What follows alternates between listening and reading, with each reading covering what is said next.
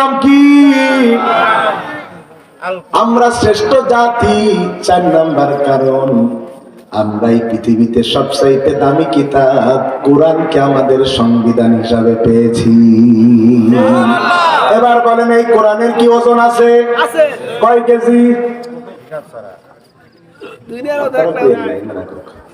কয় কেজি? হিসাব না থাকলে তুললাম কেমনে? এটা তো আরো 200-300 পিস দিলেও আমি তো ধরে রাখতে পারবো না। এর ওজন নাই। শুনেন, যে কোরআন আপনি আমি দেখতে পাই এটা তো কাগজের কোরআন। কিসের কোরআন? রিপ্লেসমেন্ট হয়ে আমাদের কাছে আসা এই কাগজের একটা মূল বাড়ি আছে। কোথায়? জোরে বলেন কোথায়? বাল হুয়া কুরআনুম মাজিদুম ফি লাওহিম মাহফুজ। খুব ভালো করে বুঝেন, এই কোরআনের ওজন যদি আমি একটু দেখাই দিই কয় কেজি, মানতে রাজি আছেন? একটু দেখাই। এই কোরআন যেটা আমরা দেখি এমন যদি 1 কোটি কোরআনও পোড়ায় দেয় তাও কোরআনের কোনো যায় আসে, কারণ এটা ছাপানো কোরআন। আসল দলিল যতক্ষণ আমার কাছে, নকল দলিল পোড়ায়া কোনো লাভ নাই। আর যদি সবগুলো পোড়ায়ও দেয় কোনো যায় আসে না, কারণ কাগজের কোরআন পোড়াবা 5 কোটি জীবন্ত হাফেজে কোরআন কেমনে পোড়াবা? করবে কেমন করে কোরআন ধ্বংস? আগুনের তেজ। আচ্ছা, সারা বিশ্বে কোটি কোটি কোরআনের হাফেজ, তারা ছাপায় আসমানি গ্রন্থ, তারা ছাপায় আসমানি গ্রন্থ, বাঁচাবে ইসলামের মান, তবু বিশ্ব থেকে হারাবে না পবিত্র কোরআন, তবু বিশ্ব থেকে হারাবে না পবিত্র কোরআন। কি ওজন এই কোরআনের শুনেন? আপনাদের অঞ্চলে আসলাম টাঙ্গাইল মধুপুর হয়ে। আমার লোকেরা কইল পাহাড়ি অঞ্চল, রাতের বেলা হিসাব করে যাবেন, মাঝে মধ্যে ডাকাত করে। যে হুজুর কইছে মেলা পুরাতন সাতক্ষীরার, পরে আমি আজকে খোঁজ নিলাম, ড্রাইভার কয় মেলা আগের ঘটনা, এখন আর ডাকাতি হয়। পাহাড়ি অঞ্চল, এখানে পাহাড় আছে কিনা আমি জানি না। ও ভাই আমার, দুনিয়াতে যত পাহাড় আমরা দেখতে পাই, আমাদের দেশে বালি আর মাটির পাহাড়। পৃথিবীর বিভিন্ন দেশে আছে পাথরের পাহাড়। আল্লাহ পাহাড় কেন বানিয়েছেন এটা কোরআনের মধ্যে আল্লাহ বলেছেন, মন দিয়া শুনেন। পৃথিবী নামক গ্রহকে যখন আল্লাহ বানান, তখন পৃথিবী নামক গ্রহে কোথাও কোনো মাটি ছিল? পুরো গ্রহটা ছিল পানির উপর অবস্থিত। আল্লাহ চাইলেন ইন্নী জাইলুন ফিল আরদি খলিফা, দুনিয়াতে খলিফা পাঠাবো, কিন্তু পানিতে যদি পাঠাই ও তো মাছের মতো সাঁতারই কাটবে, সংসার করবে কি করে? সংসার যদি না হয় তাইলে মানব জাতি বৃদ্ধি পাবে কেমনে? রব্বে কারীম আল্লাহ এবার এই পানির উপরে মাটির অস্তিত্ব দিতে চাইলেন। বিজ্ঞান বলে ওই একটা পানির ঢেউ আর একটা পানির উপরে আসলে পড়ার পর যেই ফেনা তৈরি হয়, আমার আল্লাহ, আমার রব আহকামিল হাকিমিন, আমার রব সকল ক্ষমতার উৎস, তিনি সেই ফেনা থেকে মানব জাতির বসবাসের জন্য মাটি বানিয়ে দিলেন। কিন্তু সমস্যা হয়ে গেল একটা, এই পৃথিবীতে 3 ভাগ পানি 1 ভাগ মাটি। পানি যখন নড়াচড়া করে মাটিও নড়াচড়া করে। এখন মানুষকে যদি দেয়া হয় তাহলে যদি মাঝে মধ্যে ঢেউ ওঠে আর মাটি যদি একদিকে হেলে যায়, তাইলে আমিও পড়ে যাব, মাইকও পড়ে যাবে, আপনারাও পড়ে যাবেন, কারোর আর তুলে আনা যাবে। কথা মনে হয় বুঝেন? তুলে আনা যাবে? বিশাল সাগরে নৌকা উঠেছেন, 30% লোকের নৌকা তাই ডুবে গেল। কথা বলেন। আর 3 হাতের নৌকা পানি দিয়ে তো ডুববে, যদি ঢেউ ওঠে ডুবে যায় না মানুষ?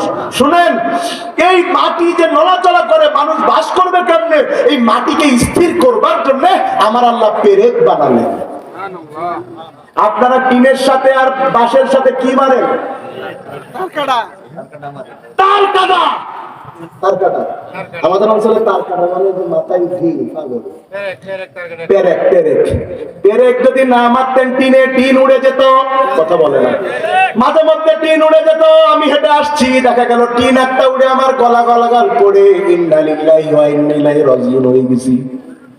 যদি টিনে পেরেক না মারেন তাইলে টিন ঠিক থাকে? আমার আল্লাহ বলছেন গোটা দুনিয়ার জমিনকে স্থির করার জন্য আমি আল্লাহ পেরেক বানালাম। আমরা বললাম আল্লাহ সেই পেরেক কি? আমার আল্লাহ বলেন ওয়াল জিবালা উতাদা, দুনিয়ার পাহাড় গুলোকে আমি আল্লাহ জমিনের পেরেক বানালাম।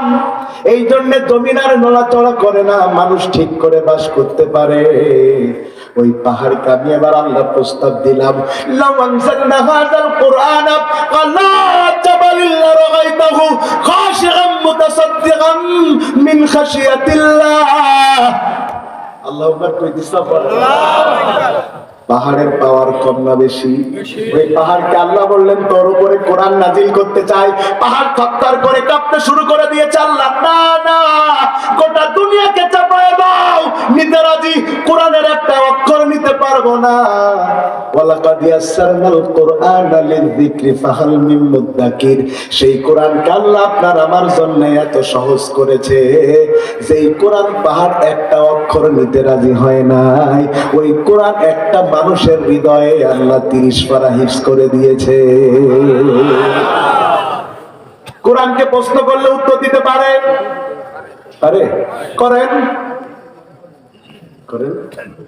এই কোরআন পারে না, জীবন্ত কোরআন পারে? কথা পারে না।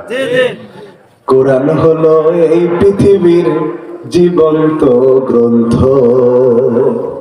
তুমি যত রকম প্রশ্ন করো, তুমি যত রকম প্রশ্ন করো, প্রশ্ন করলে উত্তর পাবে এমন প্রাণবন্ত কোরআন হলো এই দুনিয়ার জীবন্ত গ্রন্থ।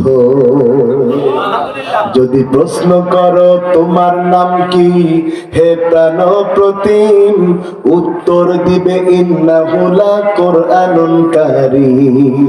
যদি প্রশ্ন করো কোরআন তুমি কোন মাসে আসিলা, উত্তর দিবে শাহরু রমাদান আল্লাযী উনজিলা।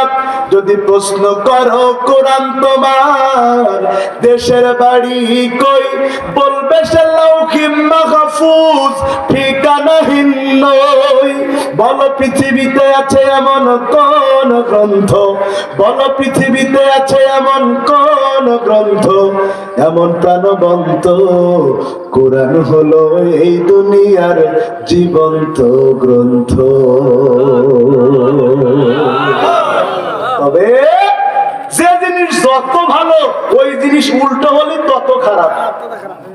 এই কোরআন মানুষের জন্য যেমন জান্নাতের গ্যারান্টি, এই কোরআন যারা বন্ধ করেছে, কোরআনের আইন যারা পরিবর্তন করেছে, এই কোরআনের মাহফিলে যারা 144 ধারা দিয়েছে, এই কোরআন বন্ধ করার জন্য কোরআনের ফাঁসিদের যারা হত্যা করেছে, এই কোরআন তাদেরকে জাহান্নামের পক্ষে সুপারিশ করবে। আমরা শ্রেষ্ঠ জাতি 5 নম্বরটা বলে শেষ করব। 5 নম্বরটা শুনে যাবেন তো ইনশাআল্লাহ।